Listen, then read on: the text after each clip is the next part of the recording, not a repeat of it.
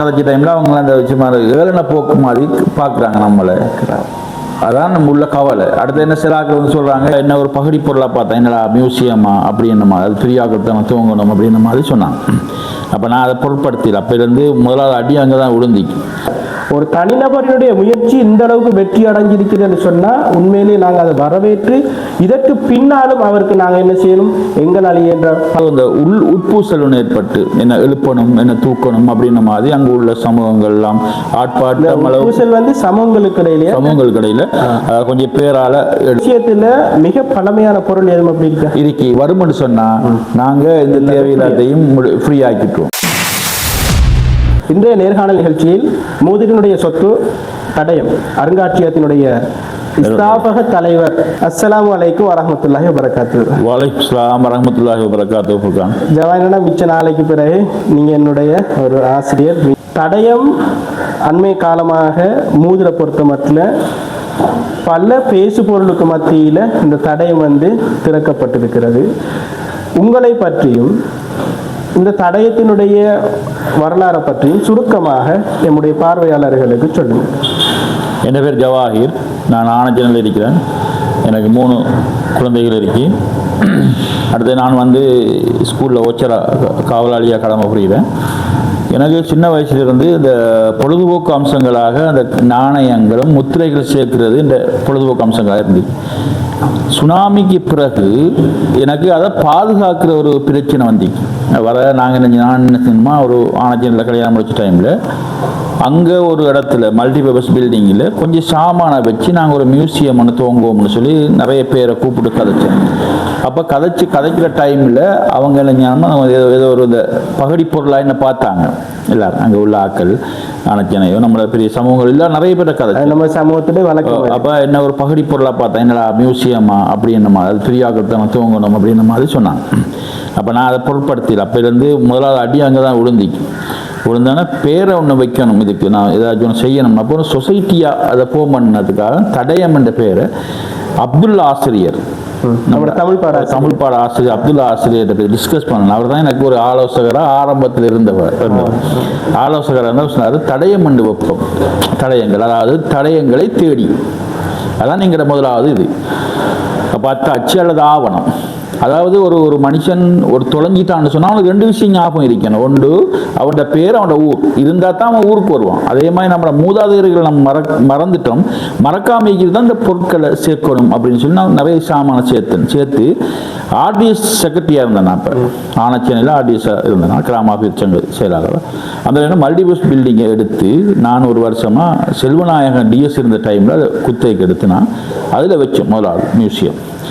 அதுக்கு பிறகு நிறைய எம்பிமாரெலாம் வந்து பார்த்துலாம் செஞ்சாங்க. அதுக்கு பிறகு இந்த உட்பூசல் ஒன்று ஏற்பட்டு என்ன எழுப்பணும் என்ன தூக்கணும் அப்படின்ற மாதிரி அங்கே உள்ள சமூகங்கள் எல்லாம் ஆட்பாட்டம் வந்து சமூகங்களுக்கு இடையில கொஞ்சம் பேரால் எடுபட்டு என்ன தூக்கணும்னு சொல்லி ஆட்பாட்ட லெவலுக்கு வந்து அது ஒரு பிரச்சனையாக மாறி, அப்போ நான் என்ன செஞ்சோம்னா அந்த சாமான அவ்வளோத்தையும் எடுத்து பழைய அல்மனார் கட்டிடத்தில் நான் குத்தகைக்கு 5 வருஷம் குத்தகைக்கு எடுத்து அதில் வந்து நாங்கள் அதில் இருந்தாங்க. பழைய அல்மனார் கட்டிடத்தில் இருந்து அதுக்குள்ளேயும் இது சாமான்கள் களவாடப்பட்டு உடைக்கப்பட்டு அதுக்குள்ளேயும் சரியான பிரச்சனை வந்து நினைமா அது எலும்ப சொல்லி நாங்கள் சஹராண்ட பிரச்சனை டைமில் எலும்பி நாங்கள் வந்து ஒரு 2 வீடை வாடகைக்கு எடுத்து அவ்வளோ சாமானையும் போட்டு வச்சுருந்தோம். நிறைய சாமான் களவு போய் தொடச்சு. அப்போ இதை பாதுகாக்கிற எனக்கு ஒரு பிரச்சனையாக மாறி நிற்கிறப்ப சொத்துக்கள் அது நிறைய. இதுக்காக நான் நிறைய பிள்ளைகளுக்கு படிப்பிச்சிக்கேன், சயின்ஸ் மேட்ஸ் படிப்பிச்சு நிறைய பொருட்களை சேர்த்திக்கேன். விலை கொடுத்தும் சில பொருட்களை வாங்கிக்கேன், சிலாக்கு சும்மாவும் தந்திக்காங்க.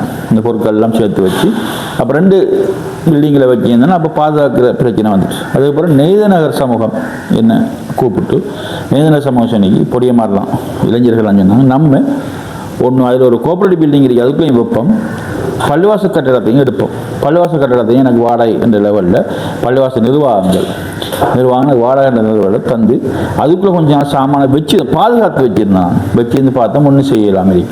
அதுக்கு பிறகு நாங்கள் நிறைய முயற்சி செஞ்சோம். அந்த 90 ஆண்டு காலத்திலேருந்து நிறைய முயற்சி செஞ்சாங்க.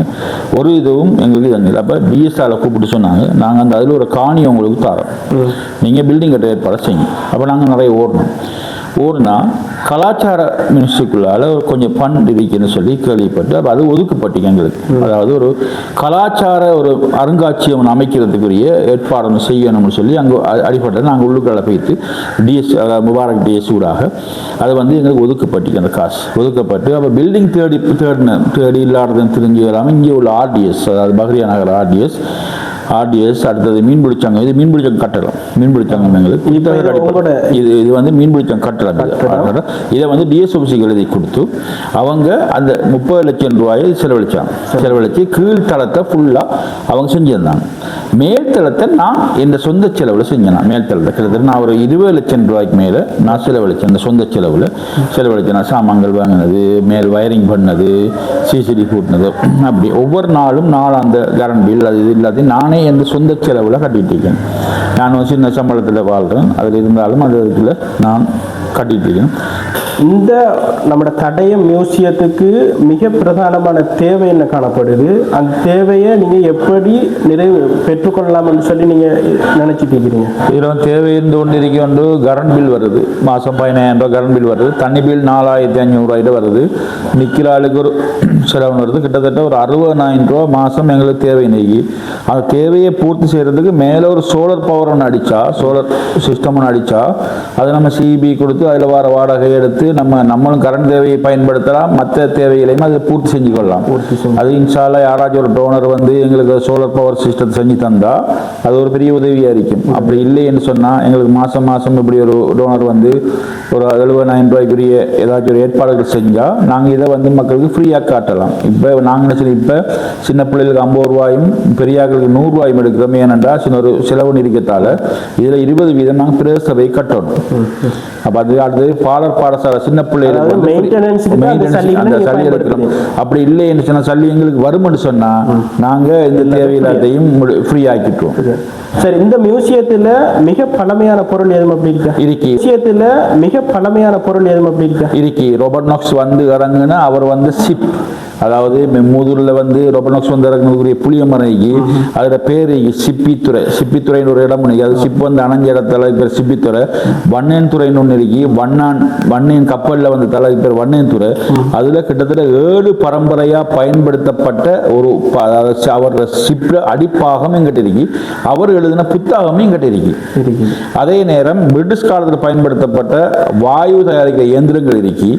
அப்போ அதே மாதிரி பிரிட்டிஷ் காலத்தில் பயன்படுத்தப்பட்ட ராஜாக்கள் அணிஞ்ச சீல்கள் இருக்கு. அப்படின்னு பல வகையான பொருட்கள் இன்னும் நிறைய இருக்கு. கிட்டத்தட்ட 500 வருஷம் பழமையான பொருட்களும் எங்கிட்ட இருக்கு. இந்த பொருட்களை நீங்க எப்படி சேகரிச்சிருக்கீங்க? அதாவது நான் கிட்டத்தட்ட 20 வருஷமா இந்த பொருளாதாரத்தை இழந்து அடுத்த நண்பர்கள் ஊடாக அடுத்த ஒவ்வொரு இடத்துலையும் போய்த்து சொந்த செலவு காசை கொடுத்து பிள்ளைகளுக்கு படிப்பிச்சிக்கேன். ஒரு முத்திரைக்காக நான் ஒரு மாசமா படிப்பிச்சிக்கேன் பிள்ளைகளுக்கு. அந்த வகையில் உங்களுக்கு நான் படிப்பிச்சிப்பேன். நான் உங்களோட பெச்சு பிள்ளைகளுக்கு எல்லாருக்கும் நான் படிப்பிச்சிக்கேன். நானும் உங்களுக்கு அந்த நேரத்தில் ஏதோ ஒரு அப்படி அந்த காசு வாங்குறதுக்காக நான் ஃப்ரீயாக படிப்பிச்சிக்கேன் பிள்ளைகளுக்கு. அதாவது ஓஎல் பிள்ளைகளுக்குலாம் நான் சயின்ஸ் படித்தேன்னா படிச்சுட்டு இருந்த டைமில் நான் அந்த பிள்ளைகளுக்கு படிப்பிச்சு அது பொருட்களை பெற்று எடுத்துக்கேன். அதுக்காக எல்லா ஊருக்கும் போய்க்கேன். நான் இந்த பொருட்களை சேர்த்துட்டேன். இந்த மியூசியம் உருவாக்கப்பட்ட தடயமாக மாறினதுக்கு பிறகு ஊர்ல வரவேற்பு எப்படி இருக்குது? வெளி இடங்கள்ல இந்த வரவேற்பு எப்படி இருக்குது? நம்மளோட ஊரை விட வெளியூர்ல நல்ல வரவேற்பு இருக்கு. வாராங்க, நல்லா இருக்கு. நம்மளோட ஊர் என்ன பிரச்சனைடா இவர் யாரு அப்படின்ற மாதிரி இருக்கிறாங்க. அது என்ன காரணம் நமக்கு தெரியாது. ஆனா நம்ம இது கதைச்ச டைம்ல அவங்க அந்த ஏளன போக்கு மாதிரி பாக்குறாங்க நம்மளை. அதான் நம்ம உள்ள கவலை. அடுத்து என்ன சிலாக்கள் வந்து சொல்றாங்க, இதை விட்டு வேற வேலையை பார்த்துருக்கீங்க, இதை விடுங்க அப்படின்ற மாதிரி.